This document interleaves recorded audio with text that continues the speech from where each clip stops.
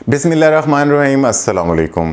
दोस्तों, जो धोखे लोग एक दूसरे को देते हैं उनमें से एक जो सबसे ज़्यादा हैरानकुन होता है वो ये कि जब कोई शख्स एक बज़ाहिर खुश और पुरसुकून रिश्ते के अंदर एक रिलेशनशिप में होते हुए भी बेवफाई कर बैठता है और अपने पार्टनर को धोखा दे देता है। आमतौर के ऊपर हम यही समझते हैं कि बेवफाई या धोखा तब होता है जब रिश्ते के अंदर कोई कमी रह गई होती है, यानी जैसे कि जज्बाती कुर्बत जो है वो ख़त्म हो चुकी होती है, आपस में कम्युनिकेशन ना हो, बातचीत में खलल आ चुका हो या दिलों में कोई नाराज़गी घर कर गई हो। लेकिन सच ये है कि बहुत सारी बेवफाइयाँ या धोखे रिश्ते के अंदर कमियों की वजह से नहीं होते, बल्कि इनके पीछे कहीं ज़्यादा गहरे और पेचीदा नफ्सियाती अवामिल शामिल होते हैं। कुछ लोग अपने साथी से बेहद मोहब्बत करते हैं, रिश्ते को कदर की निगाह से देखते हैं, फिर भी बेवफाई कर जाते हैं। तो ये वजह जो है, ये तज़ाद जो है, ये ना सिर्फ उस शख्स के लिए उलझन भरा होता है जो धोखा खा लेता है, बल्कि अक्सर जो शख्स धोखा दे रहा होता है उसके लिए भी कदम उठाना इतना आसान नहीं होता। तो सवाल ये है कि ऐसा क्यों होता है? लोग अच्छे भले रिलेशन के अंदर रहते हुए भी बेवफाई क्यों कर देते हैं? ये ताकतें क्या हैं जो किसी इंसान को उसी रिश्ते को ख़तरे में डालने पर उकसा देती हैं जिस रिश्ते को वो अजीज़ रखता है? तो आइए इस वीडियो के अंदर उन 4 गहरे नफ्सियाती अवामिल को समझने की कोशिश करते हैं जो कुछ लोगों को एक खुश रिश्ते में होते हुए भी बेवफाई की तरफ खींच लेते हैं। लेकिन आगे बढ़ने से पहले मैं आपसे दरख्वास्त करूंगा कि अगर आपने अभी तक इस चैनल को सब्सक्राइब नहीं किया तो सब्सक्राइब करके मुझे शुक्रिया का मौका दीजिए। इस वीडियो को लाइक, कमेंट और शेयर करना मत भूलिएगा, इससे मुझे हौसला अफजाई मिलती है।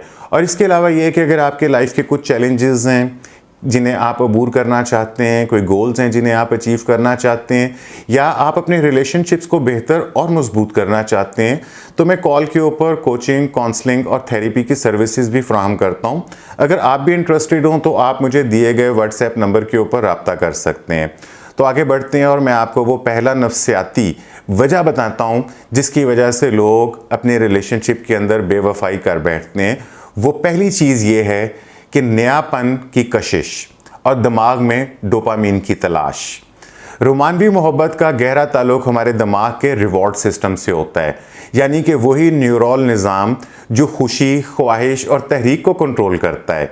रिश्ते की शुरुआत में तो ये निज़ाम बहुत सरगर्म होता है। हर छोटी बात जो है, एक निगाह जब आपके ऊपर पड़ती है प्यार की, जो पहला लम्स होता है या शुरू के जो लम्स होते हैं, या एक देर रात तक बैठकर गुफ्तगू करना, ये सब चीज़ें जो हैं दिल के अंदर बिजली दौड़ाती हैं, आपके अंदर डोपामीन के लेवल्स को राइज कर देती हैं।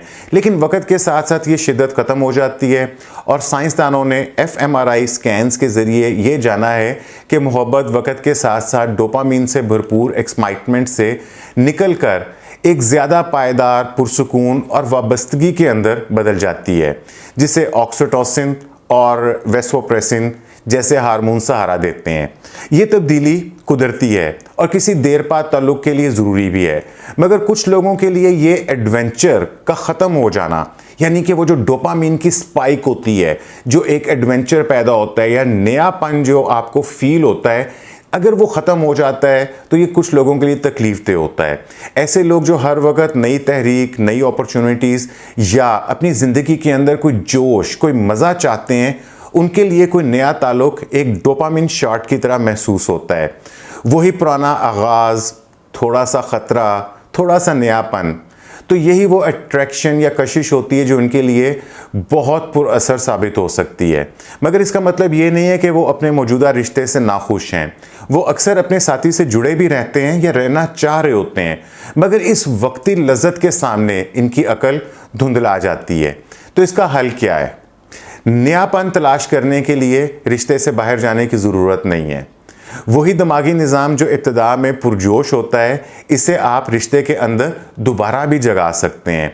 यानी कि कई दफ़ा ऐसा हो सकता है कि आप कोई अचानक से कोई जर्नी, कोई सफ़र, कोई ट्रैवल प्लान कर सकते हैं, या आप कोई नया मशगला, कोई नई हॉबी अडॉप्ट कर सकते हैं, एक दूसरे को गैर मतवक्को सरप्राइज़ दे सकते हैं, या जिस्मानी और जज्बाती कुर्बत के नए अंदाज इख्तियार कर सकते हैं। मोहब्बत का जज्बा एक्चुअली मर नहीं जाता है, सिर्फ उसको ताज़ा हवा की ज़रूरत होती है, तो हम उस नयापन को हम कहीं बाहर ढूंढने के बजाय अपने रिश्ते के अंदर नयापन पैदा करके उसी डोपामिन शॉट को दोबारा क्रिएट कर सकते हैं जो रिश्ते के शुरू में हमें मज़ा दे रही होती है। और इसके बाद दूसरी अहम नफ्सियाती वजह जो लोगों को बेवफाई के ऊपर या अपने रिलेशनशिप से बाहर निकलने पे मजबूर कर देती है, वो है गहरी कुर्बत का खौफ। दिलचस्प बात यह है कि कुछ लोग बेवफाई सिर्फ इसलिए कर बैठते हैं, इसलिए नहीं कि वो रिश्ते से दूर हो गए हैं, बल्कि इसलिए कि वो ज़्यादा करीब आ गए हैं। ख़ास तौर पे वो अफराद जिनका अटैचमेंट स्टाइल जो है वो अवॉइडेंट होता है, यानी जिन्हें बचपन या माजी के तजर्बात से ये सीखने को मिला हो कि जज्बाती कुर्बत जो है वो तकलीफ दे हो सकती है। इनके लिए एक सच्चा, खुला और गहरा रिश्ता एक ख़तरा महसूस होने लग जाता है। ऐसे लोग जो ऐसे घरों में पले बड़े हैं जहाँ मोहब्बत जो है वो कंडीशंस के ऊपर दी जाती थी, जिसको मशरूत मोहब्बत कहते हैं, गैर मुस्तकिल मोहब्बत होती है या ज़ख़म देने वाली मोहब्बत का उन्हें सामना करना पड़ा हो, उनके लिए किसी के साथ मुकम्मल जुड़ जाना गैर महफूज महसूस होता है। इन्हें लगता है कि अगर वो मुकम्मल तौर पर किसी के सामने खुल गए या किसी के ऊपर इन्हिसार करना शुरू उन्होंने कर दिया तो वो अपनी आज़ादी या अपनी खुदी को खो देंगे। इस सूरत हाल में बेवफाई एक लाशौरी तरीका बन जाती है और ख़ुद को जज्बाती कुर्बत से दूर रखने के लिए वो किसी और शख्स को, किसी नए ताल्लुक़ को की तरफ वो बढ़ना शुरू हो जाते हैं। ये दरअसल उनका मकसद नहीं होता, बल्कि ये सिर्फ उनके लिए एक हिफाजती दीवार होती है जो गहरे रिश्ते की सच्चाइयों से बचने का ज़रिया बन जाती है। 2013 की एक तहकीक के मुताबिक दो लोगों के अंदर, पार्टनर्स के अंदर एतमाद वक़्त के साथ बढ़ाया जा सकता है, जिससे कुर्बत का खौफ कम होता है। अगर पार्टनर्स ज़ाती आज़ादी और तरक्की को, यानी कि पर्सनल ग्रोथ को एक दूसरे के लिए सपोर्ट करें तो जज्बाती कुर्बत का बोझ कम महसूस होता है। हकीकी सिक्योरिटी रिलेशनशिप में इसमें नहीं है कि आप रिश्ते से दूर हैं या नज़दीक हैं, बल्कि इसमें है कि आप समझ सकें कि मोहब्बत और ख़ुद मुख्तारी, लव और इंडिपेंडेंस एक साथ चल सकते हैं।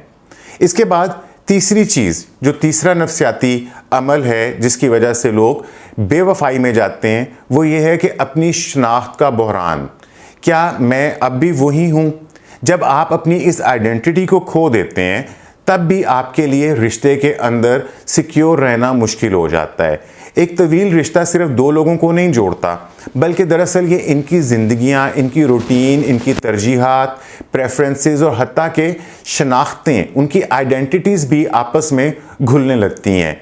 ये कुर्बत बज़ाहिर मोहब्बत को गहरा करती है, मगर कुछ लोगों के अंदर ये एहसास भी जन्म लेने लगता है कि इस रिलेशनशिप की वजह से वो ख़ुद को खो रहे हैं।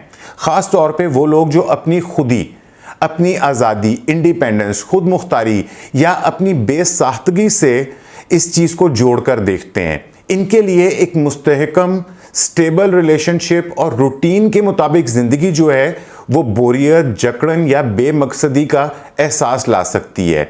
वक्त के साथ इन्हें यूं लगने लगता है कि जैसे वो खुद से दूर हो चुके हैं, जैसे वो सिर्फ किसी के साथी बनकर ज़िंदगी गुजार रहे हैं, वो अपनी ज़िंदगी नहीं गुजार रहे, वो ख़ुद को एक मुकम्मल इंसान नहीं समझ पा रहे।